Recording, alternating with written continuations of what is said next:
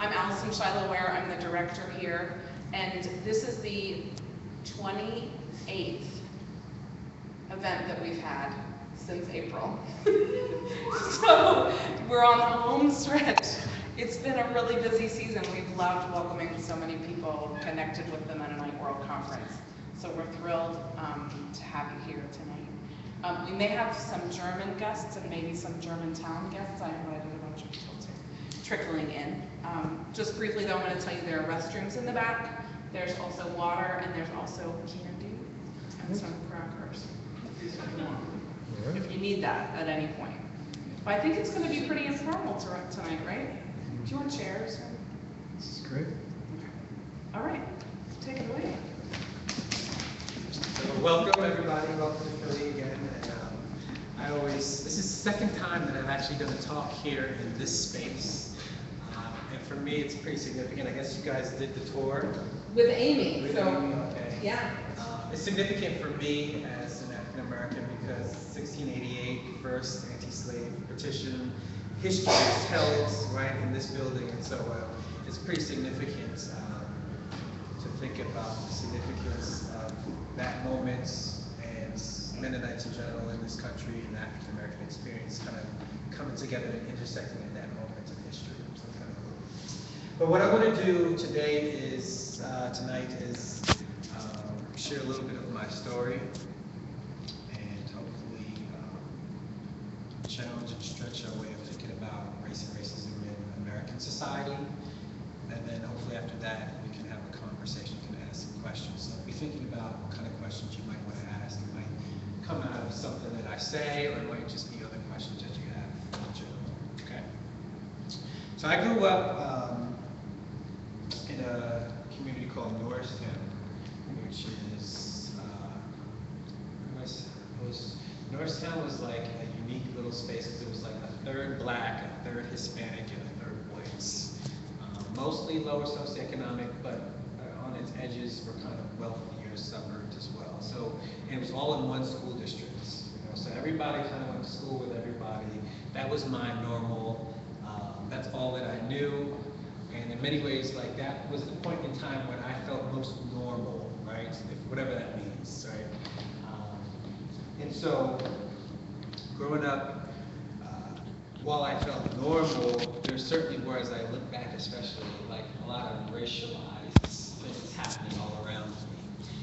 Most of the black folk lived in a particular area, a lot of Hispanics, although it wasn't as quite as big then as it is now, but lived together in particular neighborhoods. Most white folk lived in particular neighborhoods. And while you could see crossover in every neighborhood, some it wasn't as segregated as like some communities are in America. There's certainly, you could tell that there was this thing happening.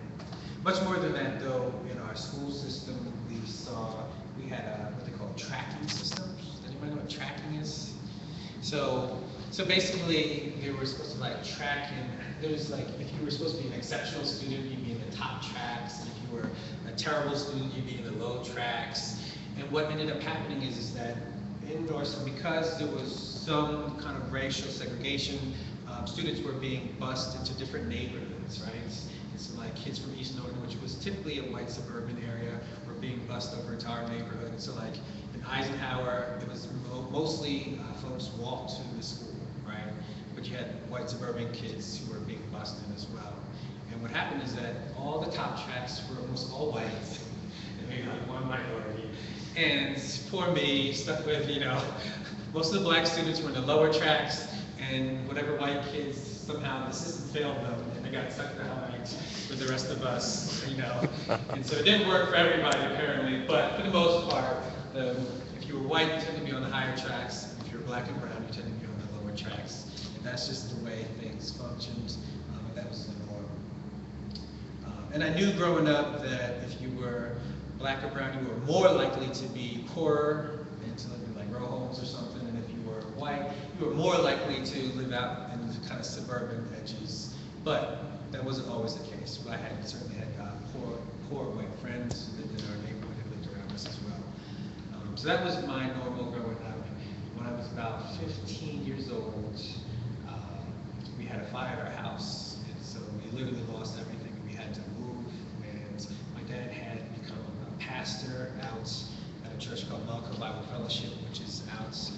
suburbs, Montgomery County, in a mostly white neighborhood. And so we were moving, and I was terrified. I mean, I still remember, like, I think I was like having like nightmares about moving from Norristown to this school, because it was like the school district, it was called North Penn School District, and it's like 3,000 kids, 10th through 12th grade, right? So this huge white middle-class suburban school, and I'm thinking like, what in the world, how am I going to be received there in this space? I had watched probably too many like 80s and early 90s movies of like white kids in high school, so I'm imagining everyone with like green mohawks on skateboards, and they're just going to beat up on the black kids, right? That's what I'm thinking is going to happen. I have no idea, but I'm freaked out. I'm really nervous and uncomfortable about going to this new school. But I get there, and my stereotypes were completely broken because it wasn't anything like what I expected it to be. I wasn't getting picked on. I wasn't getting beaten up or anything. They weren't like, oh, we're gonna jump the black kid, right? That wasn't happening at all. But something was happening.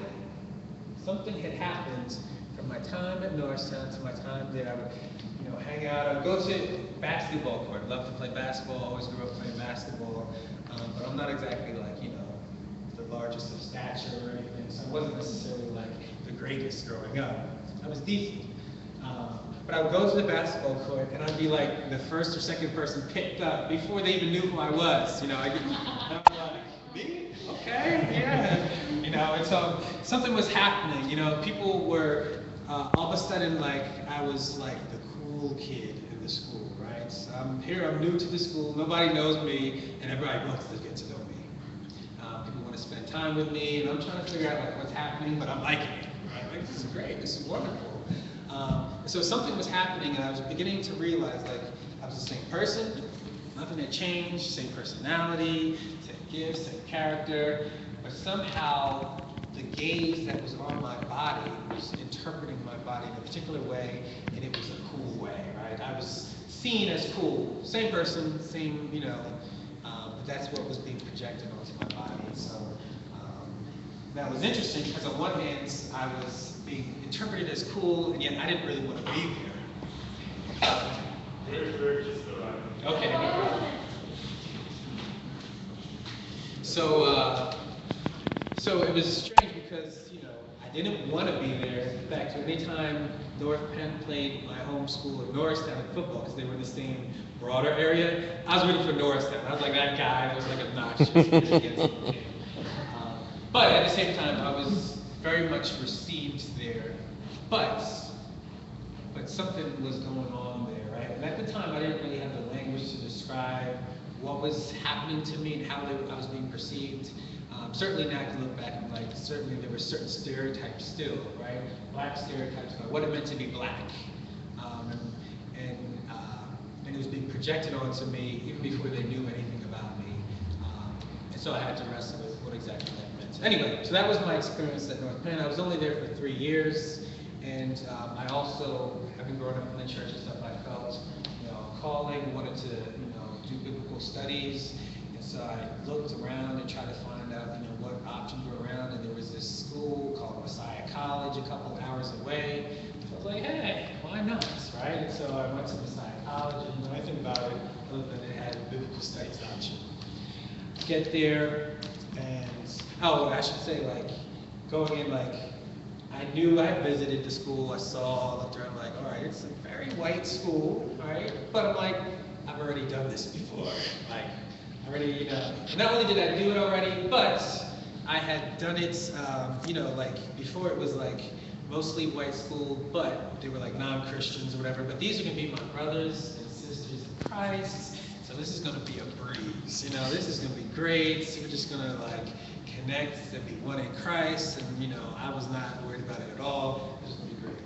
So I got to campus, and while there, the first couple weeks were scary, maybe is the best way to say it. Because all of a sudden I found myself on a floor. I'm the only black person on the floor all white people all around me, music I've never heard of before, cultural references, they talk about TV shows and things that I just didn't watch, you know, music that to me at the time I thought it was like demonic. I was like, what is going on here? You know, some of these. You were on third floor Miller, weren't you? I was on second floor. Oh, okay. Whitmer, all right. But anyway, and so I'm trying to make sense of like what in the world did I get myself into. I thought for a little while that I might have made the biggest mistake in my life. But it really was just cultural alienation, kind of adjusting to a different cultural space.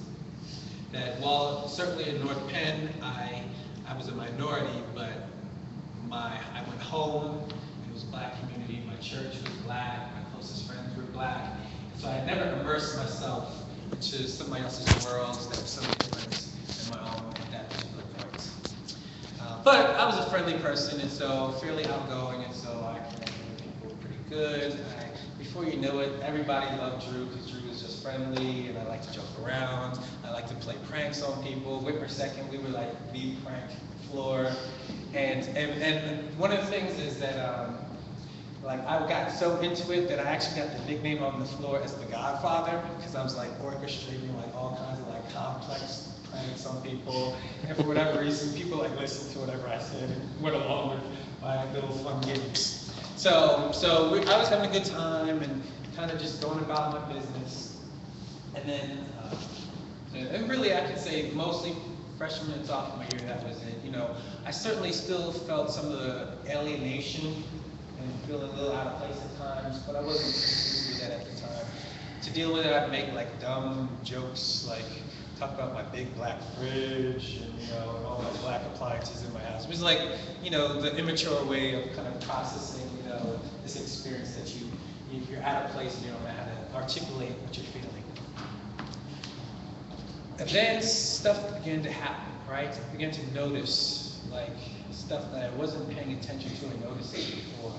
Subtle stuff, not like big stuff, but just subtle stuff. I'd walk down, if anybody's been to Messiah College, like they have this big, like, sidewalk that kind of like goes through all of campus, right? Well, I guess most of us have been to Messiah College now. And so, you know, that big walk, and I don't know if you made it all the way to Whitmer. Probably not, either way. We used to joke that Whitmer and Mellinger were the dirty South. It's the worst building. They were right near the sewage processing plant. Yes. You could smell Whitmer. And they were both my buildings. All my years I was in Whitmer, and I was in Mellinger Apartments. And so it was the South Side. But as you walk, so I had to walk all the way through campus. And so what I would see is that as I would walk through, so like imagine like this was a sidewalk, it was wider, you know, so walking through, I would notice like, you know, like everybody was like so friendly on campus, right? Everyone's smiling and they're waving, and you know, you can just imagine if all the students were there, everyone's throwing frisbees and out on the lawn. It's like almost like a little paradise, right? And you're like, wow, like is this real life, or am I, you know? Except when I would walk, I would notice people like kind of like looking away every time I went by, kind of going to the edge. It was just real subtle, right? Nothing like not extreme, just real subtle, like how they were responding to my presence. People who didn't know me. And over again, just seeing some of this stuff play out of how people would respond to me, and noticing that I was not being responded to in the same way that I seemed like everybody else was. Then I would start noticing like comments, just little things, right? Like sometimes people would say, oh, you're different than the other black students. I'm like, well, what do you mean by that? You know, what exactly are you trying to say? Or I'd hear somebody say that about somebody else, right? They're different. Oh, okay, we can pause for a second. For those of you watching, a bunch of German people just came in. They were from Mennonite World Conference and joining us midway through the conversation.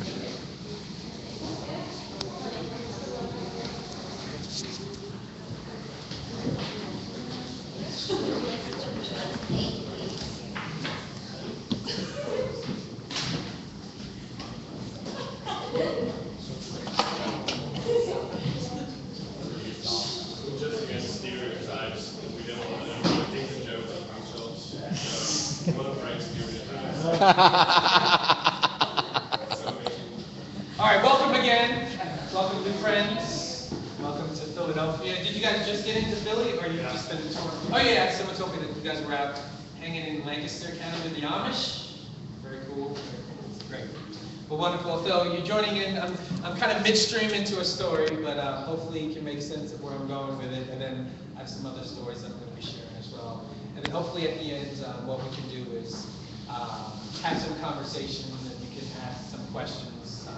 You can think about any questions that you might have. So I was just sharing about my experience, and what I was sharing was how I got to Messiah College at this point, and my experience as I'm transitioning through a little bit of culture shock in this white Christian campus. And so what I began to eventually see is that, folks were treating me a little bit different. It was subtle, but I was being treated a little different than everybody else. And it took a while for me to kind of notice what was happening, because it was very subtle things that, like, you don't notice maybe the first few times it happens, but you begin to notice the 100th time, the 1000th time that it happens, And so I remember some of my peers. I remember because my year actually had like 3, I think it was like, I don't know exactly, but I want to say it was like 3 black males coming my year. It was like very low. And then the next year, there were a lot more than that. And so I didn't really have a lot of close friends in my own year that were black. And so most of my black friends were the year behind me. And most of the friends that were my year were almost all whites, right? And mostly from my floor. And I remember within my it wasn't like a close friend of mine, but within my peer circle from my year, someone referring to some of the students, some of these black students that were on campus the year after me, and referring to them as a bunch of thugs. And what was particularly hurtful for me when I heard that was, one of those folks in that group one of them were a close friend of mine that I actually grew up with, right? I mean, so not distance. I mean, you're talking about like someone like I used to say like his house was my second home, right? So I called his mom aunt. He was like a really, really close friend of mine. And so when they labeled them all as thugs, right, and probably didn't even think about my relationship to them, it was like they could, here's Drew, and then here's these black students, right? And I think in that process, I began to realize that they had kind of made an exception out of me. Like, they got to know me, I probably broke down all their stereotypes, but they still held that stereotype in general for everybody else that they encountered, right? So it didn't stop them, their encounter and their experience of me didn't appreciate how they understood black people, but still use that same lens to categorize other black people that they were encountering. And so I began to just have some of those experiences I was talking about earlier, as well as hearing some of these comments over and over again. And it was like paper cuts, right? And like one little one, like, I mean, it hurt, each little thing, but like you'll survive. But like, if you get like 1,000 paper cuts, you're hurting like hell, right? And that's kind of like how I began to feel my junior and senior year at the school, was that I was just like torn up.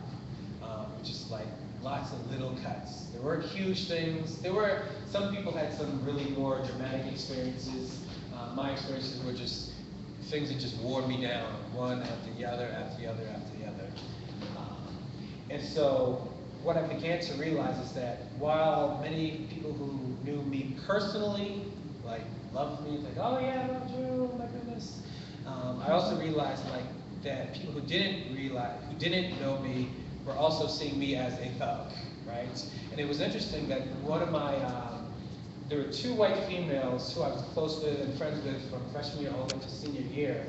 And I guess they were close enough that they were able to be transparent and vulnerable with me. And so their senior year, one of the things that, on separate occasions, not at the same time, they both said to me that, Drew, it's kind of crazy, but there was a time when I used to be scared of you when I first met you.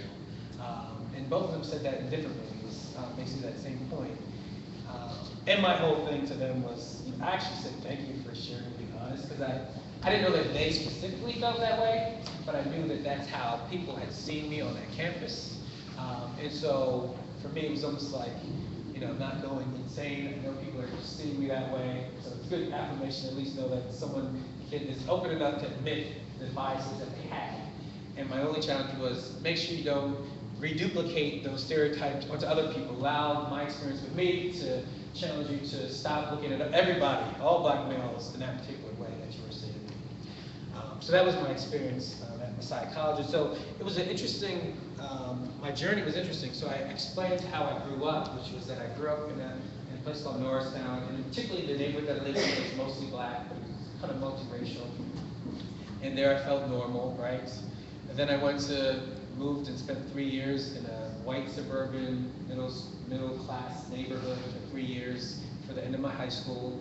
And my body was transformed from a normal kid to like, a cool kid there in that space, right? That's how everyone saw me. And then I went from there to this Christian college, and I went from people perceiving me as a cool kid to people perceiving me as a thug, right? And so like, each place was different, right? Norristown had a lot of racialized like hierarchy in terms of like economics and segregation and stuff, so it was more in your face.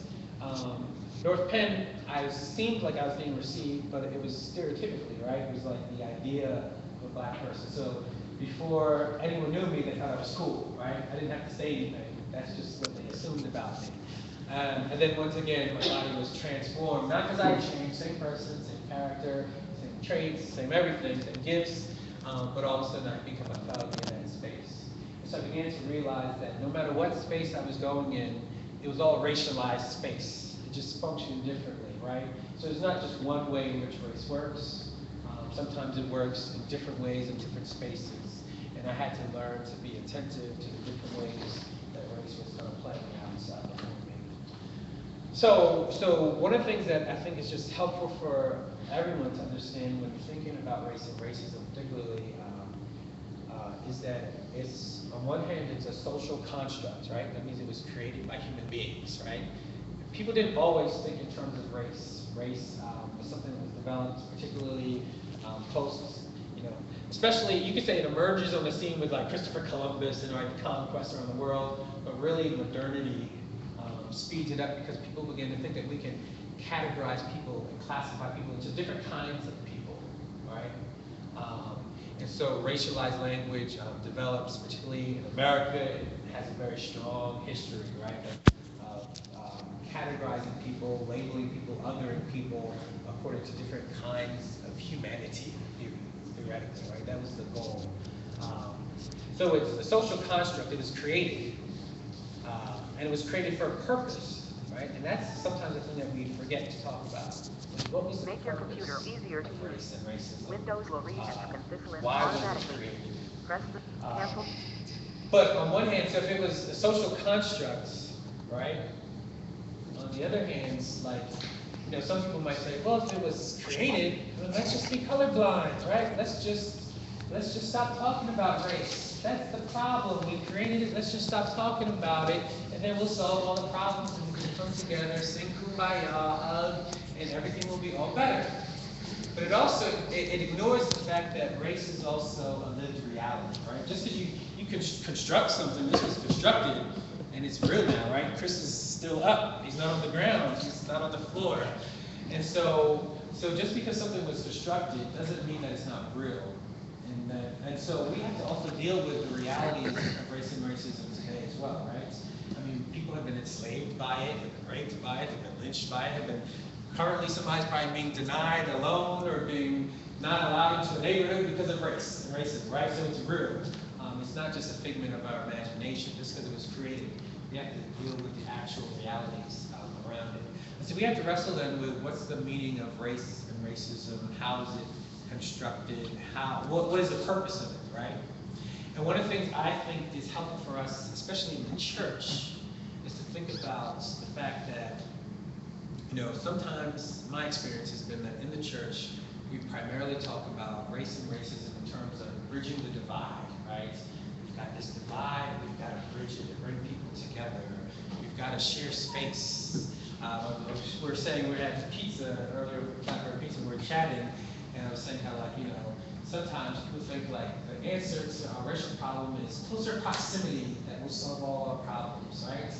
If we would just spend more time and rub shoulders, all the walls would fall down. But it ignores how race and racism have worked historically, especially in this country, right? I mean, in this country, you had slave masters keeping enslaved people in their own homes, right? Doing all the housework, watching their kids, caring for them, cooking, everything, right? There was close proximity that didn't challenge necessarily the racial issues that existed. And so what you begin to see is that race and racism isn't just about a horizontal problem, it's a vertical problem, right? It's about hierarchy, it's about power, it's about some other things that are going on this level in terms of how we interact with people. Because the kind of othering isn't just an othering of distance, it's an othering of someone's less than and someone's more than, right?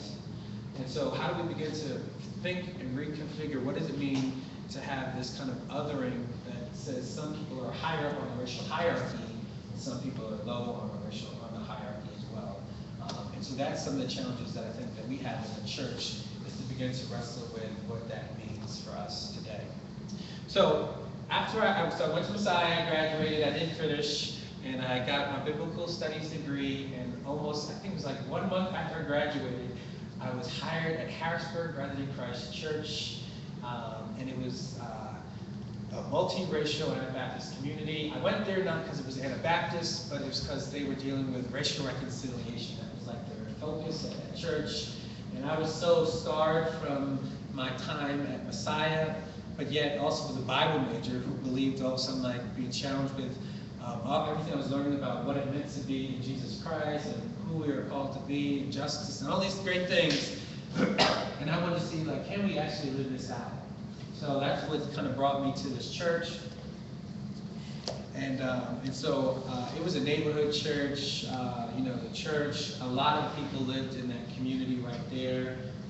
This particular church was it was an all white it was historically a white church and used to be in a white neighborhood, and the neighborhood had changed, and so it became an all African American church because and most of the white churches fled, and they had to make a decision: are we going to stay? Are we going to go?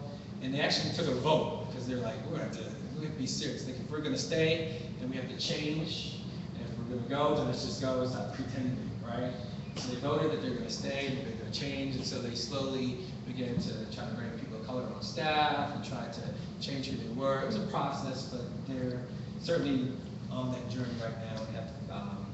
They definitely would be called a multiracial church today, and a multicultural church today as well.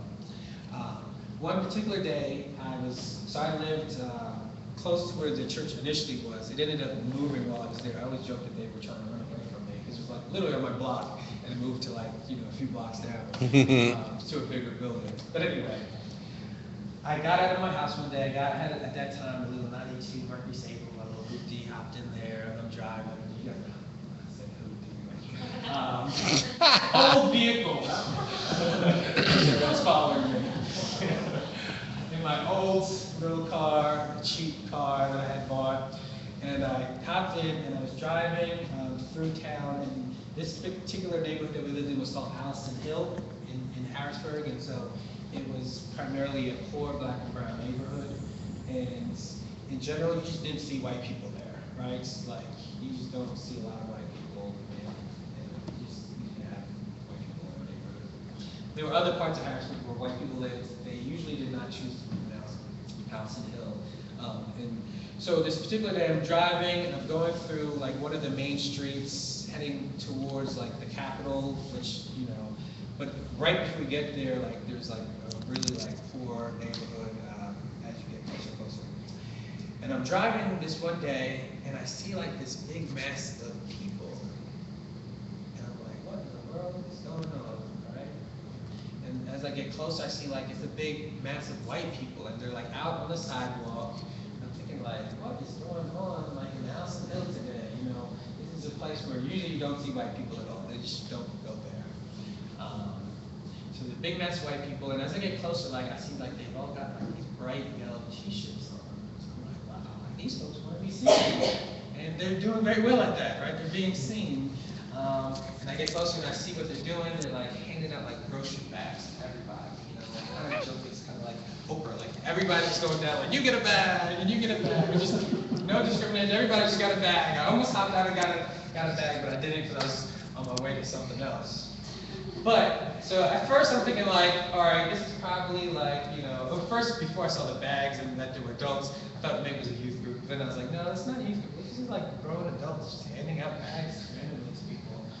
So I didn't really, but I was like, oh, church folk, we do stupid things. That's what I'm thinking. Like, probably better ways we can use our resources, but that's what we do. So I'm going, and then I got closer, and then it changed from like a joke to like my heart sunk because I saw what was on the shirt, and it said Harrisburg Invasion Day. And then I started having problems with what was going on, and I thought like. So they decided that they were going to come to my neighborhood, and then not just that they were going to come with that mentality, but they're actually going to put on their shirt that they were coming to invade my space, my community, my neighborhood. And I struggled with that. That was like, they actually wrote that down as like the mission. It was like bold on their shirt. And so, that's been something that's always played in my mind. Like, what was the significance? Like, what was going on in that moment, right? That these white folk came in as the saviors to our community. They did their one-day drive-by moments, and then they were gone, right? But they saw themselves as invading our neighborhood, as though they were like saviors going to come in and swoop in, invade, and conquer, right, and move on. So I've tried to make sense of that. And on one hand, like, you gotta, like, it's not slavery, right? I'm like, hey, this is not like 1850. There's worse things that have happened with white people in black presence, right, than this. On the other hand, though, I felt like it kind of revealed like some of the problems that persist, right? So on one hand, like, you could say like slavery was about like racial hierarchy, and like using black bodies for the benefit of white people, right? But there's this racial hierarchy in place. What was happening there is that there still was a racial hierarchy in place. It's just that they were trying to serve out of a position of benevolence, right? So it was like a benevolent white supremacy, benevolent domination, right? We're gonna care for you guys. We're gonna help you poor black and brown folk in your community. And so the hierarchy never broke. It's just the goal was now that they're going to be nice white people, right? They're going to be friendly white people, and they're going to help us poor black folk, so we can get along. Never imagining that maybe there might have been people in that community that they should have been partnering with, coming under, following, learning from, and that maybe all those resources could have been used in better ways. Maybe there could have been greater impact. Maybe there were actual needs that they could have fulfilled, and maybe they might have learned and grown and been transformed in the process, right? That seemed to not have passed their mind, and instead you had what happened, which was Harrisburg Invasion Day. And so I think we see like the challenge of racial hierarchy and how it persists even today. And the problem of what I say, the problem of whiteness, right? And I say that as like, in America, how the problem of race has always been talked about as, like back in the early 20th century, was the Negro problem, right? What are we gonna do with the Negro problem? What are we gonna do with these black folk? Oh, right? And the race problem meant attending to the black problem. How are we gonna fix them, right? So that's how the problem was described. Never imagine that it is white society that has dominated, controlled, and shapes the way that everything flows and interacts, right? Shapes society, shapes interactions between different people groups. And so instead of looking at the people who've been enslaving, practicing Jim Crow, lynching, all these different things, right? We focused on black people as the problem. And I'd say, what would it look like to turn and look up and see how do we define what's going on in terms of the domination and coercion and control that's taken place in this country for 400 years, right? 400 years. How do we name that as the problem and begin to interrogate what exactly is going on and how did we get here?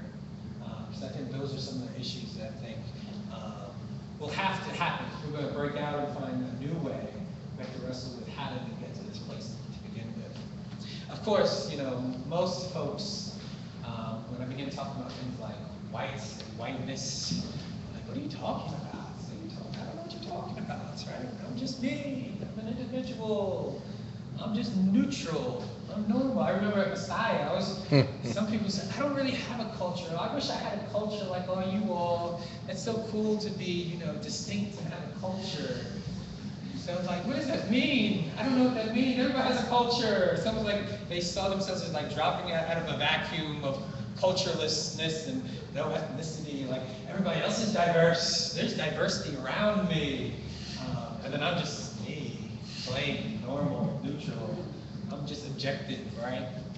And so there's a way of being in the world, and I began to realize that it was precisely that move, right, of placing oneself at the center and everybody else's the difference around you is a white way of being, right? Of exploring the world in terms of everybody else is different and unique and interesting, ethnic, right? There's ethnic. Well, eat some ethnic food, right? Well, what have you been eating all this time? Just food, right? You're eating ethnic food, I'm just eating food. And like, what does that mean, right? And so how do people get into this posture of normalizing and universalizing their own experience, so much so that they explore the world from that posture, right? So then the challenge is helping people see that their lives are distinctly white. Because most people don't see it. They're like, no, I'm just an individual. I just make individual choices. I'm just American, I just go about my day, make regular decisions, daily decisions. And then I began to, explore a little deeper. And then what they began to realize that their life is distinctly white, right? Like the neighborhood that they chose to live in, usually there, because majority of white people live there, right? The church that they go to, mostly white. The schools that they attended, mostly all white people, right? Majority whites. The social networks that they have, right? Mostly whites. The intimate relationships that they have, mostly whites. Those who sit around the table with them and are allowed in their intimate space, right? Or people that they actually call up on their phone on a regular basis and have deep conversations with, mostly whites. They go to their bookshelves, and it's almost all white authors, right? Probably 95%, if you're lucky. Probably more than that, but I'm being generous. 95% white authors and musicians and artists and everything, right? Or you can go on and on and on. And what you see is that people have been making decision after decision what spaces they belong in, what spaces they don't belong in. And it's a distinctly white choice after again and again and again. They haven't seen the distinctiveness of it because they've been socialized to think that this is just a normal way of living. I just live a normal way. I just make normal, neutral decisions.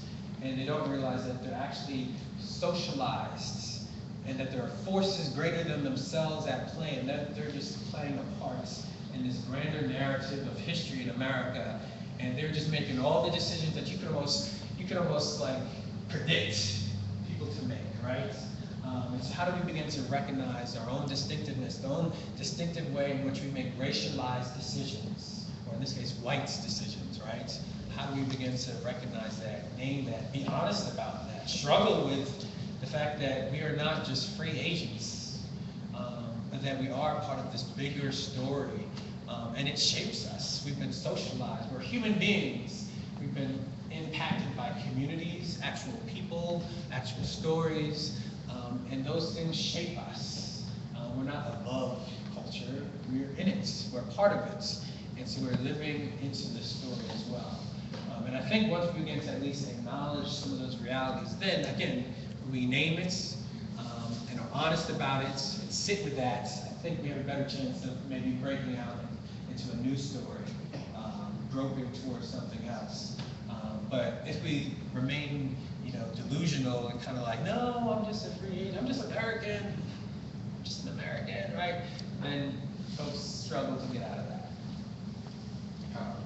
Now it's interesting because, it's important to realize like everybody navigates the same society, right? The larger dominant culture shapes and impacts everybody. So like one of the interesting things that happens in America is that a lot of folks want to talk about reverse racism. That's like the favorite thing of like the conservative right? They want to talk about the real problem in America is not, 400 years of slavery, Jim Crow, and lynching, and redlining, and all kinds of discrimination. It's the poor white man has been discriminated against, and things have been turned against him, and he's the one who's got, the short end of the stick, right? Forget the fact that almost everybody in government and all the CEOs and everybody is at the top is all white men. Don't forget about that. Trust me, white men are the victims of society, right? And so, so that's the kind of the rhetoric around race a lot of times for those who get kind of defensive with the history that they're being encountered. Meanwhile, when you actually look at like the evidence, the reality is that everyone's being, I believe everybody is racist and racialized, right? But not in the way we like to think. It's almost the exact opposite. I mean, so in the 1940s, there was an experiment called the Clark doll experiments, right? And during these experiments, so this is, if you guys know your history, so this is like Jim Crow segregation still, all that stuff, it's lawful land. People are being lynched like every day, and it's like serious like white supremacist overt, it's legalized, it's the law of the land in the South. So they bring, at different points they had white children and black children, but they would take them one at a time, they'd sit them at a table, and they'd have like two dolls in front of them, a white doll and a black doll, and they would ask them a simple question, like they're psychologists, and they're asking questions like, which doll is the pretty doll? So you have the white kid, right? Point to the white doll. Which doll is the ugly doll? Which doll is the good doll? Which doll is the bad doll? Right, the black doll, of course. All the negative attributes were attributed to the black doll, the good positive attributes were attributed to the white doll. Maybe in some ways we think about that and we're like, we're not surprised, 1940, white kids, you probably would expect maybe that, given the climate of our history, that's the concept that they're being socialized into, all right, no surprise. Then, they took the black kid and put him across the table, right? And they had the white doll and the black doll. Which doll is the pretty doll? White doll. Which doll is the ugly doll? Black doll. Which doll is the good doll? White doll. Which doll is the bad doll? And the worst part, and there's actually a video of this, right? It's when they say, which doll looks just like you? Right after they ask those questions, and they point to the black doll. So they point to the doll, and they're just given all the negative attributes, and they just self-identify with it as well, right? And the thing is that this experiment has actually been reduplicated again and again now. So like, you can go on Google, and you can get off Google, doll experiments, and there are like hundreds of them now, and they're like more nuanced, and they've been done like recently in the past few years. Some like with like multiple shades, and some with like Hispanic kids, and all kinds of stuff. And over again, dark, right, and black is always seen as negative, and white and lighter is always seen as positive. More and more, like that still persists even today in that reality. So everybody is being impacted by racism, but it's not reverse racism. It's that everybody's internalizing anti-black sentiments and ideology, right? Everybody's navigating, we're all seeing the same media plate, right? It's all shaping everybody to be over generous with white people and very negative with black people. And so one of the things I've come to realize is that the challenge isn't oftentimes in my community to teach people to love white people. That's usually not the case. The challenge is, can black people love black people? And can white people and black people love black people, right? Actually love them for real. Actually enough to actually like care about someone's well-being. That's why, right now there's the hashtag Black Lives Matter, right? Is to say we actually value black people's lives and bodies, right? And even that is apparently too offensive for some people. To merely say that Black Lives Matter is, that's ridiculous, all lives matter. I think we're universal people, we're just above all that, right? But if we can't say Black Lives Matter, right? If we can only say all lives matter, when the reality is that we focus on the particularity that not all lives are being terrorized in the same way, right? rights, not all lives, not everybody is disproportionately being brutalized by police or picked up and stopped and frisked and all that stuff. Not everyone is equally experiencing racial oppression in their lives. And so if we can acknowledge the specificity or the particularity of people's experiences and affirm those who are bearing the brunts of our racialized system, then I think we have a problem. And so we've got to certainly be able to name those who are most vulnerable, and both vocally as well as with our lives, affirm that people actually matter. Okay.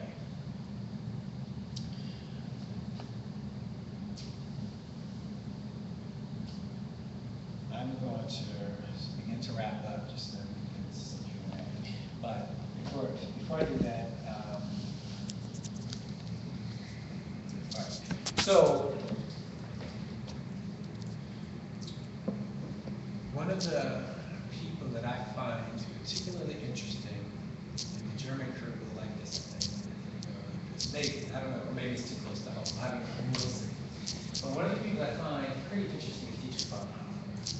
Teacher Bonhoeffer, I find him a fascinating character. And what's interesting is, obviously, like, he was born fairly elite, privileged, high educated, got educated very early on. He kind of was like spoon-fed, right? I mean, he had a mansion. You think about like what happens in Germany with the Nazis and all that stuff. Like, in some ways, like his early writings were not. He was not in a trajectory where he was going to necessarily make a strong break from it, right? And maybe he would have been like reaffirming the whole thing, but he certainly would have been in the general mix of a nationalistic kind of theology. He goes, he travels, he gets his PhD, he world travels a little bit just as he can, and then he goes to like Union Theological Seminary. After he already has his like PhD, right? He's like, why not get study with some MDiv students, right? And he's like making fun of them, and like they don't know theology like us Germans know theology, right? And so he's there, and he's studying, and he's kind of thinking like, these fools, what am I doing here? These idiots don't know anything. But then he meets Frank Fisher, right? He meets this gentleman, Frank Fisher, who was a Negro from Alabama. This is in the 1929-1930 school year. And he's there at Union Seminary. And Frank Fisher is an intern at Abyssinian Baptist Church, right? And Abyssinian Baptist Church is like a historic black church. And this is like large, significant black church that like is about doing justice in the community. It was an advocate. It was known. Everybody knew Clayton Powell at that time, Sr., who was a significant figure in the black community. People respected him. Great preacher, and so that's where Frank Fisher is interning. And apparently they kind of connect. And next thing you know, Bonhoeffer's traveling with Frank Fisher to Harlem, to Abyssinian Baptist, Sunday after Sunday. He begins going to church with him. He begins to get captivated by the preaching, by all that it meant. He's captivated by the Negro spirituals. The music just touched his heart. He just can't help. Next thing you know, he's teaching Sunday school for the kids. He's going week after week. He's going in, buying some of the music, some of the spirituals, and actually buying albums. And he has this experience one day where him and Frank Fisher are out at a restaurant and they refuse service. So he actually experienced that for himself, what it was like to be denied service. He's beginning to pay attention to some of the political things that are going on in society, and so he hears about these Scottsboro trials, and he thinks it's a huge injustice what's happening to these black boys in this case. So he's actually writing, trying to advocate for, trying to get European allies to speak up on behalf of these black boys here in the States, because he thought that this justice system was not fair, it was cruel injustice what was happening. And so he's getting all captivated by this. He's traveling down to, at that time, it was Hart College, which is now Howard University, right? One of the most famous black colleges in the world, really, right? And there he is. He's trying to meet up with the Negro intellectuals of the day, the new voices, right? And he's reading about W.E.B. Du Bois and Booker T. Washington, all these black intellectuals and the debates that they were having. And he's taking sides with W.E.B. Du Bois over Booker T. And he's reading Harlem Renaissance literature, all of it, right? And so he really was all in, was really being shaped by all of these things that were going on there in Harlem in 1929, 1930. And I don't know if you guys really understand the significance of that, but if you were white, you would not have been found hanging around in 1929, 1930 in Harlem, of all places, going to a black church week after week and serving. It just would have blown people's mind. Probably could have gotten in more trouble. Even though it was New York at that time, there were race riots happening in New York City in 1920s and stuff. So it would have been a pretty controversial thing even for that time. So he goes back to Germany, right? In 3 years, Hitler comes rise, 1933, right? And I know Bonhoeffer was not perfect, but he was speaking up on behalf of the Jews, right? He did write, what was it? The Jewish question and the church and stuff, and where other people like Karl Barth were silent on this completely, he was asking about what about the Jews, right? And he did help 14 Jews escape and get out, and he ended up dying in the concentration camps. But before he was arrested, just right before he was arrested, he wrote a piece called After 10 Years, and it was to his closest friends and circle, right? And what he writes, he says at the very end, there's this piece that he says, I've come to see things from below. He talks about seeing things from the perspective of the outcasts and the marginalized and those who suffer. And how that was, he saw things from that vantage more clearer and truer, right? And that was a better way to explore the world. And so he had actually articulated a different posture that he took in the world, right? A different way of seeing and exploring and seeing society from, I would say, from the bottom, from the margins, from the cracks of society, rather than from power and dominance, from the mainstream, from the center, right? From the universal or the objective perspective. He actually took a different posture. It allowed a community to shape him, so much so that when he went back to his own community, he was shaped by that as well, and he continued on. And I believe, and I was not perfect, and I think he was groping towards something else, right? That's what I think you see in his life, is that he was in search of something else. He knew that there was more to following Jesus Christ than what he had been given, and he was desperate to find it, and he found it among those who were most oppressed and marginalized. So anyway, so thank you, and I do want to open up for questions so we can kind of dialogue a little bit. So maybe you have questions as it related to something I said or some other stuff. Nice dialogue. Yes. Thanks a lot. You're speaking about right decisions and left decisions. So if I choose one to go to the black community, would that be a right decision or a black one?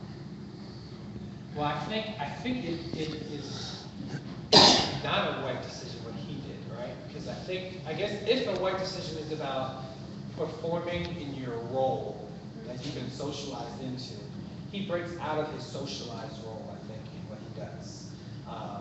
And so whiteness, if it's a social construct, right? So we're not talking about skin, but we're talking about a social construct of a way of being in the world. He breaks out of that. Maybe now, it's the debate, I've heard one of my, there's a black scholar who says that he imagines that when Bonhoeffer initially goes, he probably still, initially, he's probably trying to observe the Negro in his natural habitat. So he probably, I'm sure he doesn't just instantly, he's probably curious and taking notes and thinks this is a cool cultural moment for him, right? But before he knows it, he's captivated by what's going on. All of a sudden, he's not in control. All of a sudden, he's trying to keep up, right? All of a sudden, there's more. He needs what's happening there, and he's dependent on them, and he wants more, and he's trying to understand. And so the roles all of a sudden switch for him eventually, where he's not the savior to this community. He needs this community, and he sees them as a gift. Yeah. Is that your question? So A little bit? your decision to go to a majority white college would be a white or black decision? I would say it was a blind decision. So I would say that. So I have to say, one of the things that I would say that my community growing up, my black community growing up, didn't prepare me for what it meant to be in a white Christian space. So my community, I would say, gave white people too much of the benefit of the doubt that they didn't feel the need to prepare its own kids going off into the world for what it meant to be around white Christianity and the racism that still perpetuates, right? Now I would say that I was shaped out of a community that was on the margins in some sense, but was trying to also get by, and I think a lot of people in that community desired to assimilate into dominant culture, right? And so they didn't prepare us in a way that would necessarily be critical, but it was more like, how do we get our kids to navigate and to be accepted, to be respectable, and to have standing in society, which is the very thing that black people have never been accepted for 400 years, but they maybe thought somehow maybe with this generation, right, that things would be different. So I think it was a sub-dominant move that was shaped by hegemonic dominant forces that were shaping it as an oppressed community. Yeah. Okay, so last question, what is a black decision? Can I take a black decision, and what would it be? All right, so can you make a black decision, and what would that be? I mean, so if we're saying black in the sense of just a way of an oppressed community embodying, resisting, and embodying of alternatives outside of white dominant culture, then sure, I think anybody, white or black, can embody and participate in that. But that would just mean, because again, race is, if we're talking about it not in terms of skin color, but in terms of a way of being in the world, then it's coming in solidarity with those who are oppressed, doing life together, allowing that to shape you, continually being about resisting and challenging the racial hierarchies that exist, right? And pursuing racial justice in the process. I mean, I think that would be what that, to me, that's, I don't want to give like the socialist definition that like, is like, this is what it is. But I do think that, I mean, we're talking about imagining a new way of being and exploring the world from a different posture. I think that, and there's multiple ways of doing that, but certainly I think that's one way of doing that I think would be a healthy way of embodying what that means. Yeah. Just a few minutes, I was just walking around a little bit, but how did you experience Baltimore and Ferguson here in a black community? How did we experience it? Or do you think something changed since the last year, since all these Eric Garner and all these cases which were public and videotaped and all the protests all over the country? Would you say the something changed? I mean, I think the only thing that has changed is that I think that that there is a higher level of consciousness and conversation about resistance right now than there has been. I mean, these things are not new. I mean, these things have been going on. Maybe I'll share. So I have. For the Germans, can you explain a little bit what Yeah, so my story will help with some of that. All right, so I've got one sister and two brothers. My older sister is 2 years older than me, a brother that's a year older than me, and then a younger brother that's 9 years older than me. And so when I was at Mennonite College, miscalculating how bad white people could be racist, right? They're journeying, having a good time. I get a phone call. Actually, I was literally on a road trip with friends. It was right after the Smith for me, actually. And so we're out literally driving across the country. I'm with like white friends, and we're traveling, we're exploring the countryside, all the way across. We're dropping a friend off at Washington State, which is the other side of the country. And we'll drive all the way back. It was like 11 of us, right? Only college students can do that. And so there I am, just going along for this trip, and I get a phone call, and I found out that my brother had been arrested. And what happened was that he was hanging out with some of his friends, all black, and a cop drove by again, and then stopped, and they arrested him because he fit the description, which was a black male with black t-shirt, blue jeans, right? The description. Now you laugh, but I guarantee you walk around, you ask people, that happens all the time in black neighborhoods in the inner city, right? Black people experience being vulnerable before police all the time. And so he could get picked up, and there was never be an issue. They knew they could do it. And he was held for weeks until eventually, because despite America saying that we believe in a speedy trial, there's no such thing in this country with a speedy. It takes a long process, so you're held in the jail, you know, for weeks on end, and then eventually, like, you know, everything began to fall apart. Clearly, it was not him, and then eventually let him go. Which, in some ways, you could say it turned out better for him than for a lot of folks, right? For a lot of folks, it doesn't turn out better. But we've had folks. I mean, in Philly, there's one young black teenager who, it was 2 years ago, who's coming from basketball practice, stopped and frisked by a white police officer, this white woman, and she squeezes his testicle, and it, like, I think it ruptured or something, right? Like, this is not, these things happen, you know. I've seen my own neighbor. I remember, so on my block, we were coming back from the church, and we got in, and there was a little argument happening, which happens on my block. We have arguments sometimes, particularly when this particular person can be a little loud. And so they're having a little argument, but it was actually like dying down. It was like ending, right? And so I'm bringing in, I'm married, I have 2 little kids, they're 4 and 2, I guess they've been right, 3 and 1 at that time. And so we're going in the house, and all of a sudden you see this police car pull out. And they hop out of the car, 2 white men, and the first thing they do is they pull out their clubs. And they start heading towards the thing with their things out. And the thing, everything was escalating, and now it just like exploded, right? And so now every tensions are high. He's been to, he had, gosh, recently they recorded, but he had he'd been locked up before, and he had strong feelings about police and being arrested again, and so he gets riled up too, right? And Just so let you know, it's in live broadcast right now, but when I do the editing of the recording later on, I'll blank out the name. And so, like, now thankfully, like, the rest of us neighbors were able to, like, kind of like jump in, like, yo, back up, everything's fine, it's over. But like, they were right about to like knock heads, right? Like, that's the environment that we live all the time. So when things like, you know, Michael Brown, Tamir Rice, right, Eric Garner, now with Sandra Bland, has heard about that? Did you know? So this black woman, she's driving her car. This is just last week. Driving her car, and she apparently turned without using her turn signal. And so she gets pulled over, and this cop just like, they just get into this argument, and instead of like de-escalating it, he's like escalating everything. So he's not even trying to de-escalate. She's upset. She's like, why am I, like, what is going on? And he's like, you're really going to give me a ticket over not using my turn signal? And she's fussing a little bit. She's very upset. And they're going back and just keep escalating. He's like, get out of the car. She's going to be crazy. It's about a turn signal. She's telling her to get out of the car.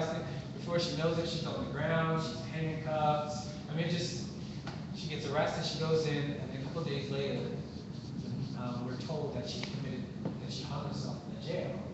But she had just moved, she had just got a new job, and she was moving. She's like, her whole life was ahead of her. So it's kind of really suspicious that she moved down south, and now all of a sudden she's found dead in prison. I mean, in the whatever it's called, jail she was in. And so, like, you know, we hear these stories all the time, and I guess, you know, some people like want to look at it like it's an isolated incident, right? Who knows? It's just an isolated incident. And I guess it's all how you look at it. Like, we have this long history to perceive these moments through, right? When I hear this stuff, like, I think of, like, I go back to Emmett Till, right? Emmett Till was a 14-year-old boy in 1955, 54, 55, and he was from Chicago. He was spending some time down south, and supposedly he, like, either whistled or talked to a white woman, right? So he either whistled at a white woman or talked to a white woman, and apparently that offended people. And so what they did was they went to his house at night. Grown men went to his house at night, grabbed his 14-year-old out of his uncle's house, took him off, beat this child senseless, plucked out one of his eyes, cut off fingers, his head was 3 times his normal size, and eventually, after they were done torturing him, they shot him in the head, tied a mill around his neck, and threw him in the river, right? Like, that's a story that gets passed down in the black community, right? We have this, there were 5,000 lynchings after slavery, right? So following 1865, the people didn't actually kill black people that much during slavery because our bodies were valuable to people. We were valuable property. Following that is when lynching began to become a regular phenomenon. 5,000 lynchings recorded, right? And usually with that meant, well, we won't get into all the details, but so like our communities have always lived under what I would call white terrorism. It's just changed forms. And so now, like, 1 out of every 3 black men will go through the prison system at some point in their life. 1 out of every 3 in America, right? And the majority are for nonviolent drug offenses, most marijuana, right? And so some people would be like, well then, why are they using it to stop, right? But the fact of the matter is that tons of research has been done. They show that white youth and black people are using it at the exact same rates, right? So it's not like black people are using it more than white. They're using it at the same rates. It's just that there's no war on drugs going on in white communities, right? When I lived my 3 years, and I think some of y'all missed part of my story, but I lived in this white suburb for 3 years. My last 3 years of high school, there was no war on drugs. People weren't getting stopped and frisked in that neighborhood. No one was being harassed on their way home. No one's getting beaten. You couldn't even get away with that, right? That has only been happening in, I've seen it in Norristown, I've seen it in Harrisburg, I've seen it in Philly, but I've never seen it in Hatfield, the white neighborhood, and I never saw it in Grantham, Pennsylvania, which is beside college, right? That kind of stuff just didn't happen. And so you see a different way in which black communities have been dealt with, and it's very different than Yeah, I mean, like, this happened in the last 10 years, but like last year was, like, white people couldn't close the eyes in front of this racism because there was so much in the media. Do you think that something, like, changed in the last year, particularly, like, how people, how you experience racism? Do you think that people are more aware of it? Like you said, everybody's racist, a little bit, and most of us are not even aware of that. But do you feel like people are now more aware of that since all this happened and everybody saw these videos how like 8 cops choking black men to death? Like you can't close your eyes in front of that. Do you think something changed? Well, I think the only thing that's changed is that I think the young black community has learned how to leverage social media in a different kind of way. And it's become like, it's like we've realized that we have a greater power to make our story known than any other generation ever had before us in our own community, right? So like in Martin Luther King's day, it was like a big deal because like they go out and they get themselves beat intentionally. Know they were gonna get beat, but know that they can get some TV media, right? And now like you get beat and that won't make the news, right? But we realized that everybody's got a phone, everybody's got a camera, everybody can tweet, everybody can tell their story. And if we do, enough of us do it, that will be heard. And what's kind of cool about Twitter, like sometimes people like, oh, social media activists, they're so silly, they don't know what they're doing.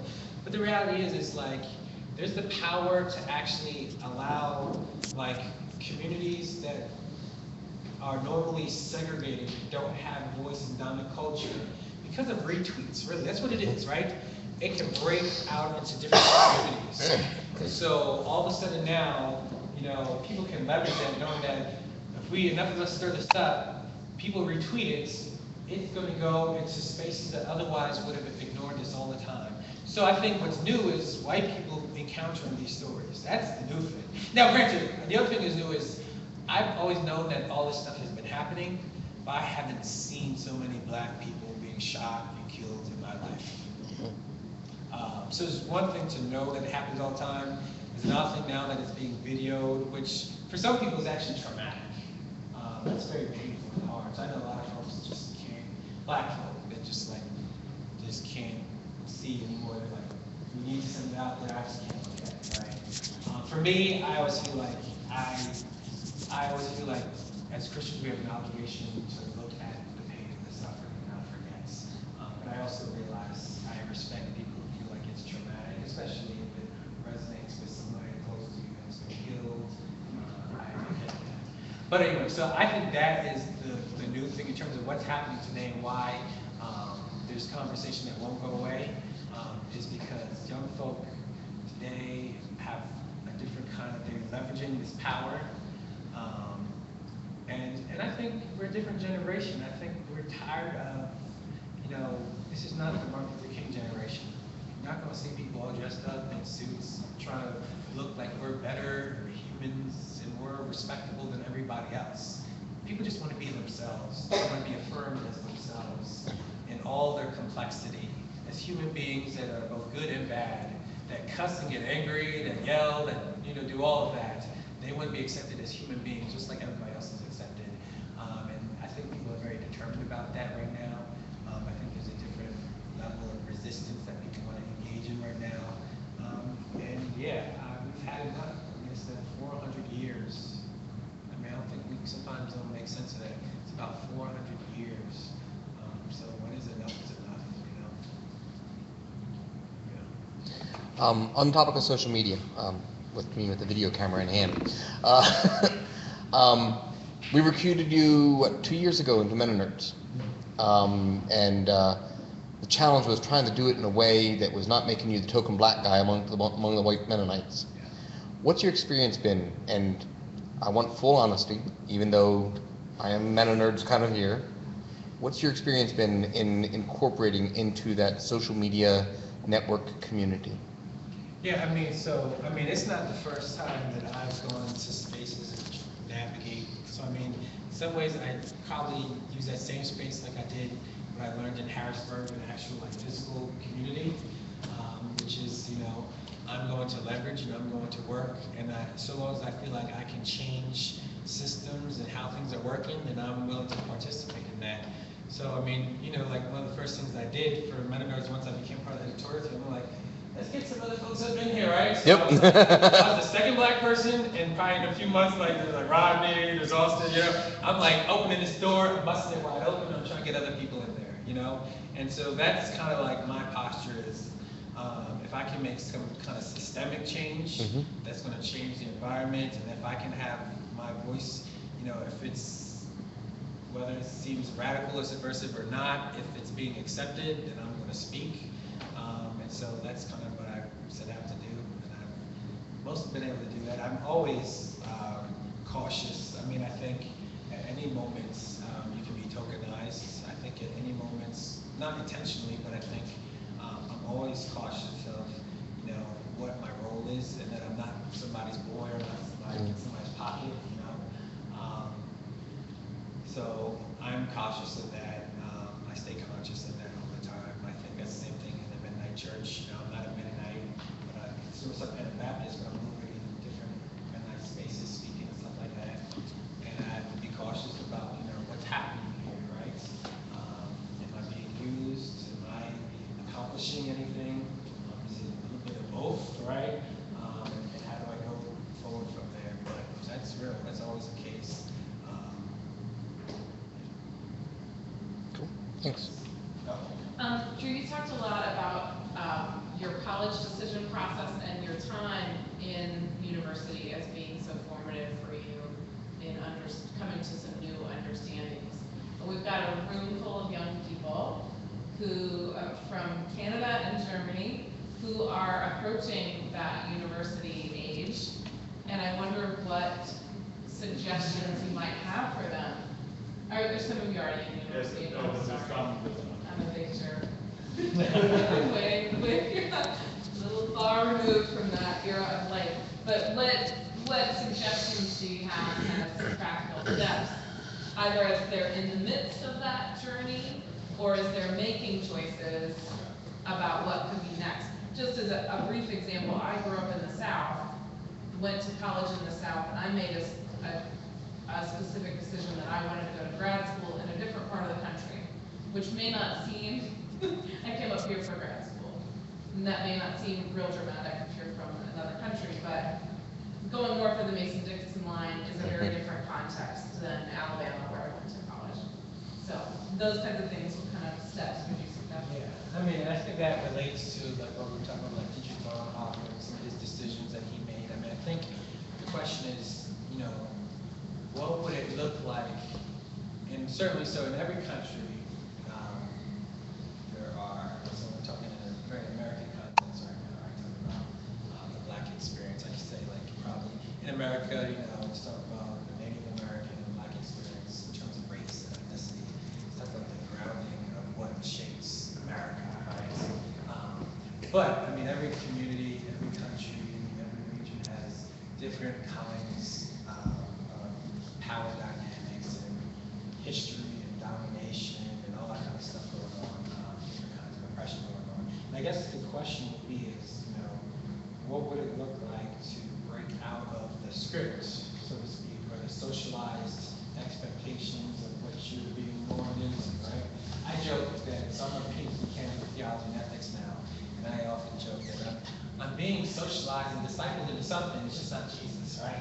That's what I say for my discipleship, for my PhD program. Because just the very idea of, you know, PhD programs and you're isolated and you study by yourself, like it just, you might be able to talk more about Jesus, but they're not discipling you into Jesus, right? But what would it look like to be intentional about, you know, whether it be what college you go to, or if it's at the college, what kind of folks you're spending time with and hanging out with, right? Like, usually, at Messiah, you know, majority of white students, they went to the main chapels and things like that. They would never go to, like, the multicultural chapel, you know, diverse church. The alternative chapel was always for the Black students. Right, that's where the Black and brown students went, and no white students, except for, like, 3 that, you know, were supposed to be, that everybody knew was cool and hung out with Black. And usually they grew up in a Black neighborhood or something, right?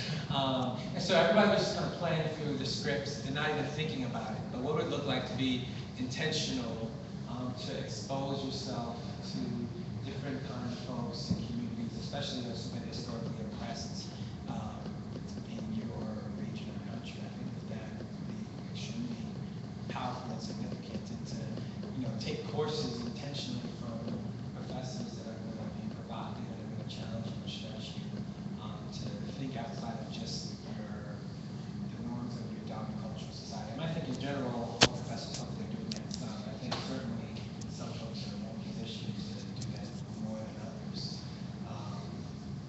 So yeah, I mean, I think it goes back to what I talked about white life, right?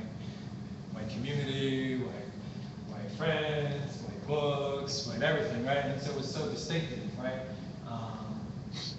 What kind of decisions are you making that are going to break out of that kind of natural, just socialized, instinctive way of living and being that everybody would expect? So that's yes. I'm interested, there are a lot of white folks that are eager to be allies, you know, a growing number. And I wonder what impact, what do allies ask of you, and how does that relationship play out? Maybe you can talk about that. Yeah, that's a great question. And it's always interesting. I mean, number one, I'd say like allies is like a range, right? That's a spectrum, right? Because I can get anywhere from like folks who want me to like solve all their deepest questions. Drew, what should I do in this? Drew, what should I do in that? Like, I don't know, work it out, you know. Sometimes, it's more of a mutual relationship, which is like, we work through stuff together, process, my perspective on things. I have folks that I meet with occasionally in chat, dialogue, and I know they find it helpful. I'm looking for folks that are doing some work on their own, So I'm looking for folks that are, like if I'm going to invest, like really invest, not like, oh, this is it, like a Mennonite World Conference, I probably say after like 5 different pastors, white pastors who wanted to just like, oh, I had your workshop, and we talk, right? Which, yeah, sure. So we talk, we chat, we spend time, that's fine. But they're not necessarily people that I would want to like invest a long time, because they're not necessarily doing work on their own. So I want folks who are going to go out and they're going to read and they're going to struggle and they're going to be embodied in some way, and then they're just looking for someone to come alongside. And I think that's kind of relationships that I appreciate most in terms of ongoing, so if it's actual relationship, right? I mean, if someone wants to pay me, I can come and do whatever. But if you're talking about actual relationships, I want to see folks that are reading the books, doing the work, struggling through, going out in the community, partnering with other leaders of color, following, and learning to do those kind of things. And I think when folks are doing that kind of stuff, then I think it's, I don't know if that kind of answers that. Well, can I ask one follow-up? Yeah. Is there reciprocity in relationships? Is there reciprocity in relationships? I think so, though. I mean, Or can there be? there can be, I think, but I think it really depends on the degree that, to the degree that white folks have, again, done the work, so to speak, that I think the reciprocity grows, right? And so, I have to say, like, my white friends, I can analyze and talk about like whiteness, I can see what they don't see about themselves, but I don't understand what it means to be white in the same way. I don't understand what it means to identify and to live as a white person, right?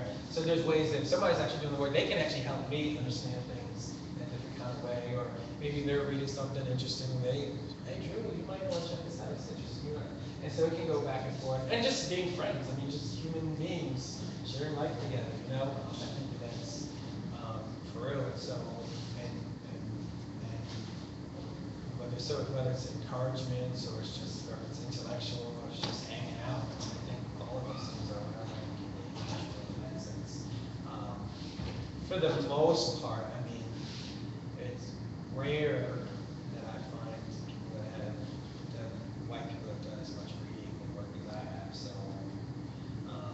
So, I'm usually always, even in my friendships, challenging white people that you need to catch up, right? So I say, just in general, like, the average black person, whether they write a book or not on race, they just know so much more about race and racism in America than the average white person, right? So it's like, the black person is like starting on page 100, and you're starting on page 1, right?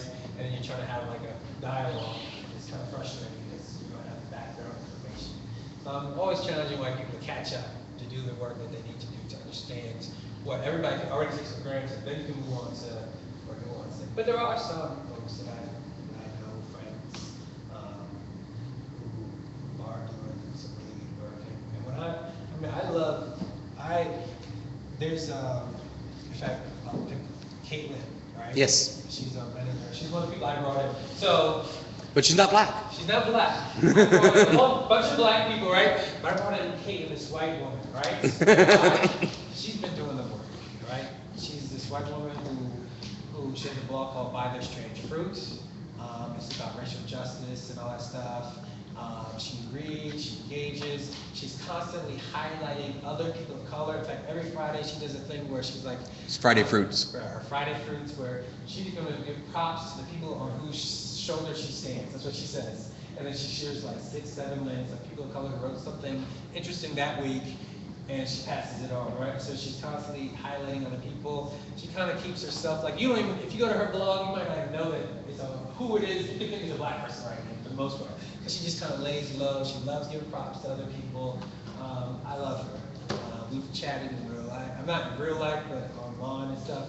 And we collaborated. She tried to get me to do this thing with her, this workshop in Texas. It didn't work out, but like, I think she's cool. She's somebody that I feel like, it's a mutual relationship, and she's doing the work.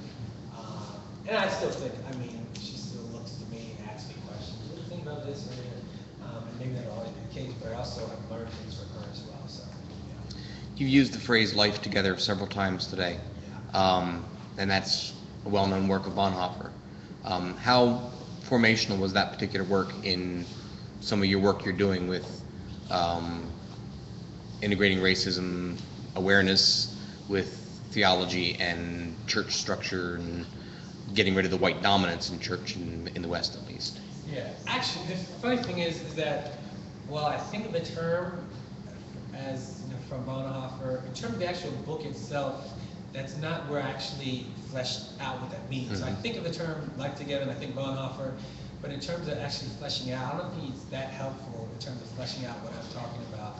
So I mean, I think of my time in Harrisburg among my friends, right? We had this like multiracial community of friends who were all around the same age, who lived in the community together, and we had each other over each other's houses, and we got to know each other's parents, and we shared life together, right? And it was real, and we were all being changed in the process. And also, I mean, there's other folks that use that language as well, and I think Willie James Jennings, a black theologian, he's used that language, and he's kind of pointing towards that kind of same thing. What is it meant to find that belonging and engagement? So anyway, so yeah, Bonhoeffer, more helpful in terms of, I think he keeps that category in front of my head, but in terms of actually fleshing it out, he hasn't been the most significant. But to your second part, like, I think it is huge. So when I usually talk about like, where do we go from here? One of the things that I always say is sharing life together, right? And what I mean by that is, so a lot of people want like the multi-ethnic church, right? Or the multiracial church. But usually what they're really pointing towards is just like this 1 hour or two on Sunday morning where everybody breaks from their normal racialized lives, spends an hour together, rub shoulders, sing some songs, and then they go back to the same old patterns that they were living anyway, right? And I'm like, all right, I mean, I guess that's better than a segregated church, but that's not what I imagine is most helpful. I mean, I think what we're talking about is how do we really do life together every day, breaking the patterns? Who do we have, again, around our table that we dialogue with and that shapes us and that we care about and love, right? That give, receive, share, love together. I think that that's what I'm talking about. So it's huge. I think sharing life together is huge. And I think, and I often say that one of the best contexts that I think, in terms of just jumping in, is, we're talking about like the Black Lives Matter movement and stuff and what's happening, like, go out and get involved in like the movements, the struggle that's unfolding right now. And in that process, get to know folks who are doing the work. And I think that can also be a really great space to build solidarity and share life together. Actually doing the work. And I think like a lot of black people want to see white folk doing some work, not just like sometimes. So in America we have the language of white privilege, right? And as some of y'all already know, I pick on that language. I think it's not very helpful. Because it's just like this internal white problem now, like I'm in my head like, oh no, I got white privilege now, what do I do? What do I do? And then I got the guilt from the white privilege, and then it's like, what do I do with it? Do I like steward it? Do I deny that I have it? I mean, like, I don't even know what I would do if I had white privilege, I don't know. Like, I mean, it's kind of like inherently, it just doesn't help you, right, along the way. I mean, I think it's helpful to realize that there's social advantages and things like that, of course. We've all got to acknowledge that. But I don't think that should be the primary category in which someone identifies himself in the world. And so I think much more than that, we've got to acknowledge, yes, white supremacy, white advantages, but also like, what does it mean to be engaged? What does it mean to resist? We talk about repentance, right, in Christianity, right? What does it mean to repent of the way that I've been living and live into something else? Thanks. I have like a question, sort of questions that are still forming in my head. Yeah. So one is that I'm following US discourses, a lot of different US discourses, and especially with race, my question is maybe a bit mean, because the question is, does it play out the same, say, in Germany? Or like maybe, I don't know if it's fair to pose as a question. I think that what I realized is that some black activists in Germany have taken up that language and have very well done good campaigns campaigns to inform people about it, and I think there are some dynamics that work the same way, but at the same time, most non-white people are not black. And slavery is not the history, like, it is a history because we have shared history with the rest of the world, and the US is a powerful actor, but the main history is colonialism. Adding on this, we are here on a tour to understand kind of the variety and multitude of Mennoniteness in North America, because we went to this Mennonite World Conference, and we just went there and have a global gathering, but still, like, the terms are kind of set by North American discourse. And so my question would be for you, even though you're not Mennonite, but like, you choose to engage in those contexts. Yeah. What do you think we should learn? Like, what should this, like, be the thing that we come from, that we take away from this evening as, like, German Mennonites who have a different context and want to learn about some problems, but also richness that is here. That's very vague. Yeah, I mean, so there's no doubt that, I mean, in some ways, like you said, every context, it plays out differently, right? So, I don't think it would be appropriate to make the North American terms the dominant terms of every context in which you go, right? But I will say this, though. I do think, like, white supremacy, I would say, is a global reality. And it's related to colonization, right? Practices and stuff like that. Also, I would also say this. Though the severity or the visibility of it might vary, I would say anti-blackness is also a global phenomenon as well. And it impacts every community. And so, I mean, one thing we notice here in the States how, and this is among other, like, racial groups, when they come to the States, you know, Asian, like, usually people come with very negative stereotypes around Black Americans. That's just, like, it's been exported everywhere. Maybe it's because of American media, I don't know what it is, right? But, like, and some of it probably came with colonization from very early on, right? Just this inherent anti-Black ideology that I think is low. So I do think that while how it plays out here is unique, I think we have to be very particular about the different contexts that we find ourselves in.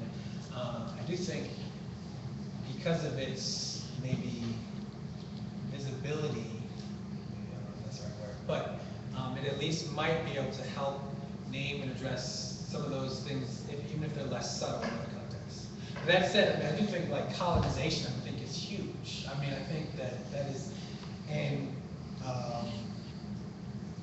I often say, like, and that's why, like, white supremacy and colonization, they're so close. I mean, in some ways they're the same thing, right? It's just how it plays out in terms of how we mean it. But because I mean, slavery, I mean, it's all about colonization. So in America, I mean, you can't separate, you know, Black American experience from Native American experience, right? It's one, I literally wrote this today, right? I'm working on this piece of editing. I was telling us, changing my whole intro to this one chapter, chapter 7, right? But I was basically talking about, like, you know, as folks come to this land in the U.S., that was not the U.S. right at that time, you know, and the more that, you know, Native Americans are being displaced, right? You know, dwindling numbers, you know, the higher increase of numbers of African Americans are being exported over, right? So they're dying off when they go through genocide and forcible removal, and there's forcible being brought over, and the numbers are increasing. Like 12.5 million Africans are brought over, right? As they're, like, being forgotten, so to speak, like intentionally forgotten, right? And being marginalized and made invisible in American society. There's growing surveillance over Black bodies, right? I mean, these things are, like, intimately woven together. So it's all a part of the colonizational process, the colonizing process. And so the question is just, how does that play out in different countries in different ways? And I think the challenge is especially is to acknowledge how much of the church has been intimately involved in it, right?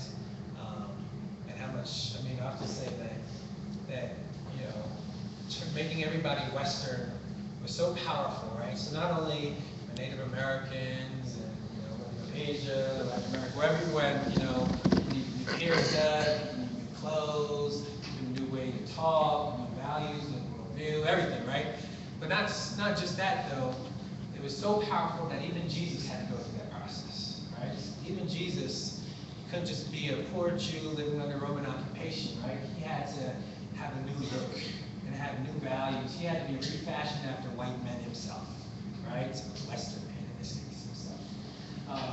And so, I mean, I think it's to recognize how powerful that process was and that it was happening in different ways all over the world. And so, you know, the church, we've been thoroughly implicated in all of that. And I guess specifically since, you know, we got the Mennonite audience here, right? So the Mennonites in general have done very well, I think, in terms of talking about Christendom, right? But haven't done historically very well in talking about colonization, white supremacy.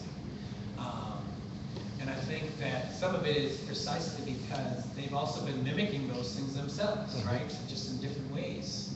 And had Mennonites taken what I would say is a truer Anabaptist posture, which is to come alongside those who are marginalized and oppressed, they could have been transformed and a part of the solution rather than acquiring the land or reduplicating some of these issues in their own context. Microwaves, right? Maybe not nationally, but from within their own communities. So I mean, I think that I've always found, you know, one of the reasons why, like, people probably, I know I have friends who are like, well, you always with the Mennonites, right? And they don't even know what that really means, and I'm hanging out with Mennonites. But one of the things that I have found is part of the reason why, and maybe I'll be careful not to pat you on the back too much, but part of the reason why I do engage Mennonites is to at least think they've got half of it going on, so that there's a little bit more receptivity to maybe hopefully adding the white supremacy colonization piece.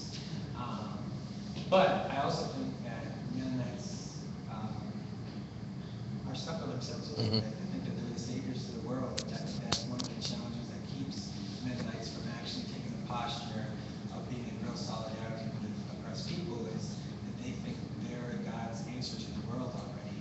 I think that actually holds them from being a part of what God would really have us to be.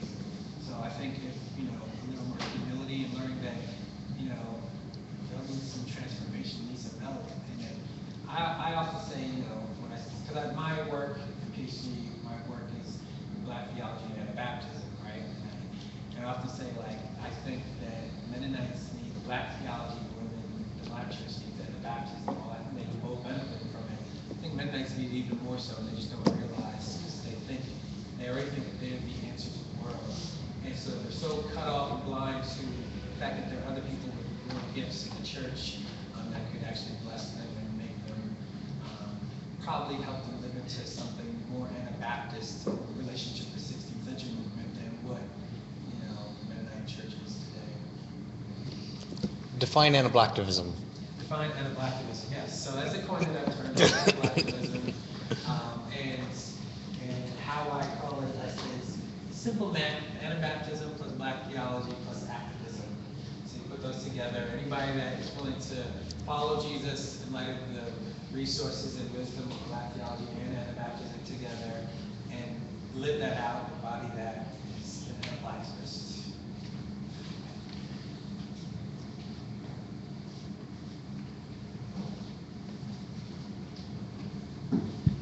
Yes. How did you begin to bring this into like our local congregations as something that we can work through as a community? Shameless plug. I'm writing a book that's coming out in January. And it's called Trouble I've Seen, Changing the Way the Church Views Racism. It's coming out in January with Herald Press, and hopefully it's going to help you get some of it. But I mean, I do think that, I mean, this goes back to the doing the work part, right? Like, you know, I start with get a group together, start, learning together, start exploring, going out, meeting new folks, challenging each other, deconstructing your own ideologies and racial frames and lenses that we live by, right? I mean, I think connect with those who are like look in your community and find out like what are there racial justice organizations, communities that are doing work. Like some Philly, there's a group called Power, right? So maybe if you're in Philly, you might want to connect with them or something else to find out. Like, or I think, well, I guess they're in the U.S. That's what some people know.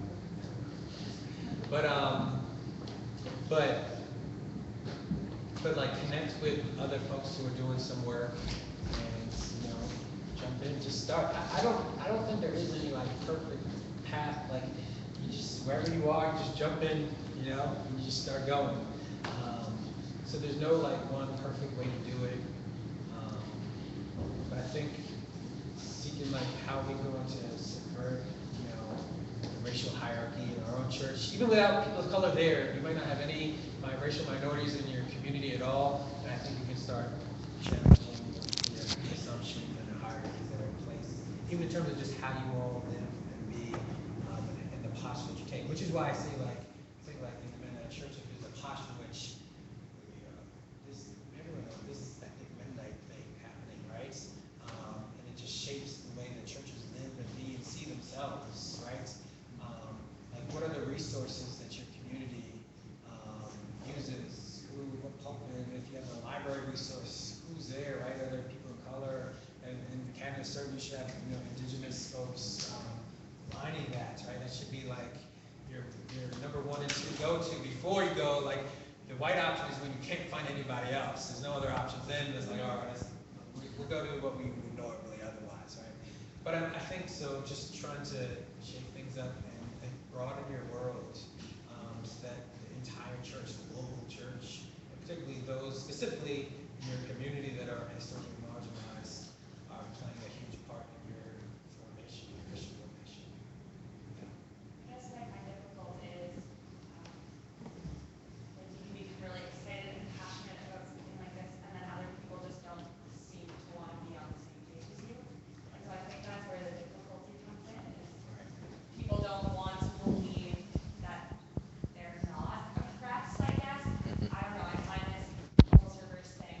I completely understand what you're saying, where white people will be like, oh, for us, everyone's picking on us now, and they don't really want to open their eyes to the fact that they're the ones that are oppressing. And so I guess it's more, I don't really know how to navigate that in conversations with people that don't want to realize that about themselves, I guess. Yeah, I mean, I think it's challenging. I mean, I use the term willful ignorance all the time because I don't know what else to call it sometimes. I think there's a way in which you can decide that you're going to continue to not know, right? And decide that you're not going to see things as they are. And I don't have any answer to how some people seem to respond, some people don't. And I don't have, so I would just, I would first and foremost say like, wrestle with, like, I think self-transformation is huge. That's not nothing. That's huge. To go through the work yourself, to change your own habits, your own way of being, right? Is huge. And I think as we do that, you will have an impact on other people, whether they like it or not. And they might resist the impact that you're having on them, but you're going to have an impact on other people. And you invite other people. That's all you can really do. I mean, you can't control what other people do, but you can, every day we can make intentional choices to not just go along with what we've been socialized to live out, right? And I think, to live into that, to be transformed in that kind of way, I think it's powerful. It's really gospel.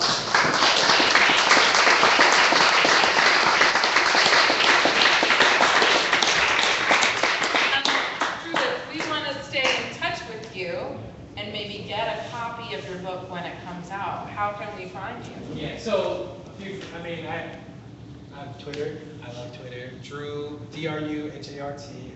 Drew Hart. You can certainly find me there. You can find me. I blog for places. Christian Century, I have a blog called Taking Jesus Seriously on the Christian Century page. I also blog very occasionally, though not much, for the Mennonites. I've probably only done it like twice, but I can whenever I want to.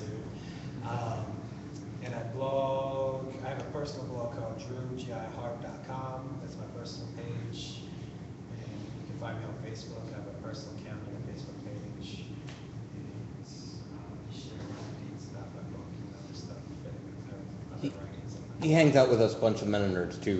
MennoNerds.com. There's a Facebook group there. You can join up and chat with anybody that you want to know anything more about. A couple people he mentioned, Rod and Caitlin and Rashida and Ebony and Kelly Bates and a bunch of folks that are all kind of on the same page, all hang out there. So that's another good place to go.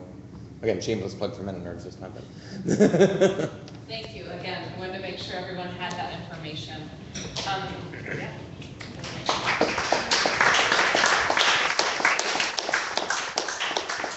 Thank you, Benjamin and Chris, for making it a priority to come to Philadelphia and engage in a local context after this huge global gathering. I think it's such an important balance to have the local conversation with a local congregation and community and kind of continue that conversation.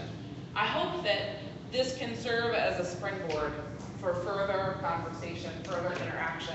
I'm so thrilled that we were able to host this in the historic meeting house tonight.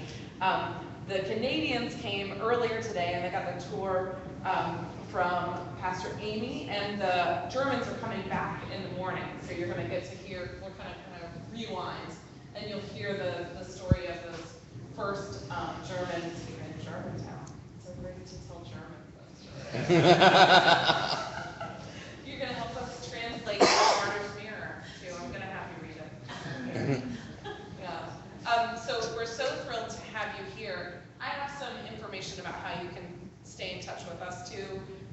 Chris and I have been tweeting all throughout, so I have been Facebooking, but about you and your group here tonight. So I'll give you some information about staying connected in that way. So Amy, thanks for calling this conversation together and serving as host. Amy is on a sabbatical right now, and she is taking time off to host in this unique opportunity that we're having right now.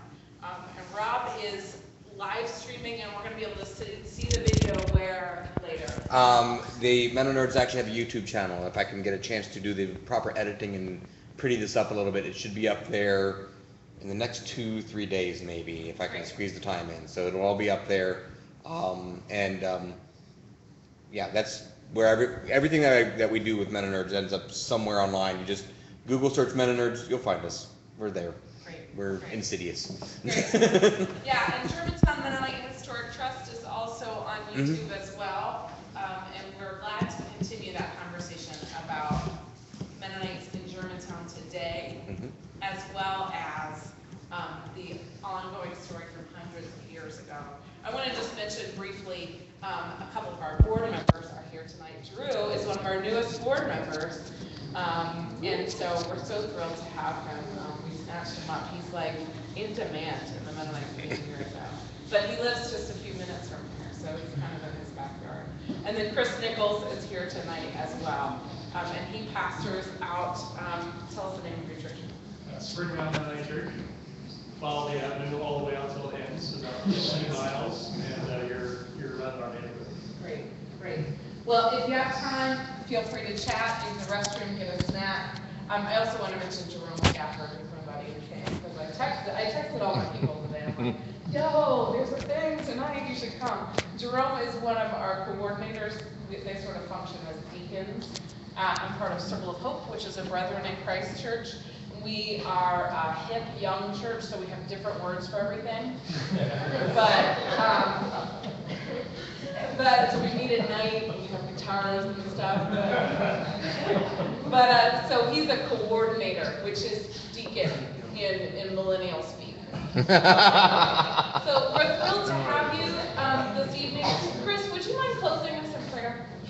It feels like we should do that, right? Sure, absolutely. Yeah, thanks. So this way.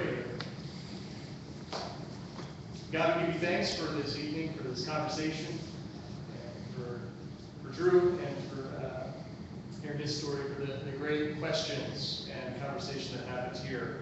You are in the midst of this, and so we give you thanks for that, and pray a blessing upon all who are here and in upcoming travels, both near and far. Be with us, and we give you thanks. Amen.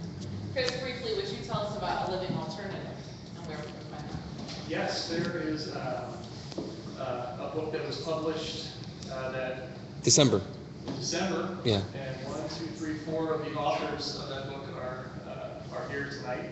Myself, Drew, Chris, and Rob were part of that. So copies are available. Actually, go to MennoNerds. Literally, as Rob said, everything can be found at MennoNerds.com. So you can find the link there. It's available on Amazon internationally, both in hardback and Kindle, I think, both. So it's Anabaptist Christianity in a post-Christendom world. So and it covers a variety of different topics, quite a variety, including if you want to hear more about Anabaptism, as we were talking about, his chapter is about that. So we can plug there too. It's a good book. Not biased. Check it out. My small group at my church talked about a little bit about Chris's chapter just this past Wednesday, so I invite you to check that out too, a living alternative. Thanks. All right.